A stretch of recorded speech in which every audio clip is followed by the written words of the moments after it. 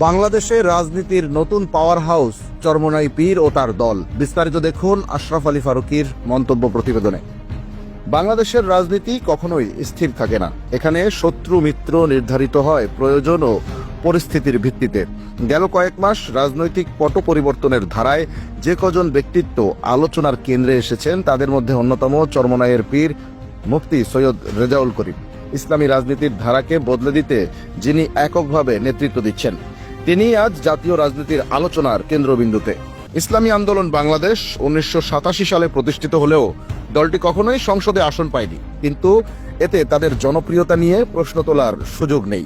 বিগত স্থানীয় সরকার নির্বাচনগুলোতে হাত পাখার যে ভোট পড়েছে তা স্পষ্ট করেছে যে জনগণের একটি বিশাল অংশ ইসলামী রাজনীতির পক্ষপাতী। তবে প্রচলিত দলগুলোর প্রতি জনগণের অনীহা বেড়েছে।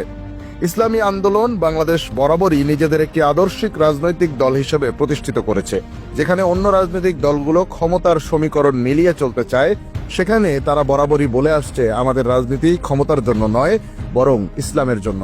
এই অবস্থান থেকেই দলটি 2014, 2018 ও 2024 সালের জাতীয় নির্বাচনে আওয়ামী লীগের পক্ষ থেকে আসা লোভনীয় প্রস্তাব প্রত্যাখ্যান করেছিল। তাদের কাছে ক্ষমতার চেয়ে নীতি ও আদর্শ বেশি গুরুত্বপূর্ণ।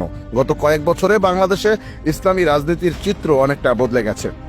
বিএনপি ও জামাত দীর্ঘদিনের মিত্র হলেও গেল বছরের 5 আগস্টের ঘটনার পর তাদের সম্পর্কে এক ধরনের দূরত্ব তৈরি হয়েছে।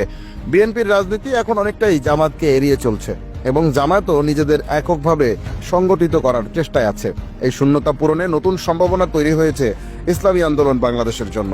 গত কয়েকটি নির্বাচনে তাদের শক্তিশালী অবস্থান, রাজপথে সক্রিয়তা ও সাংগঠনিক শক্তি দেখিয়ে দিয়েছে তারা এখন আর শুধু একটি ছোট রাজনৈতিক দল নয়, বরং তারা দেশের অন্যতম জনপ্রিয় ইসলামিক রাজনৈতিক শক্তি হিসেবে আত্মপ্রকাশ করেছে।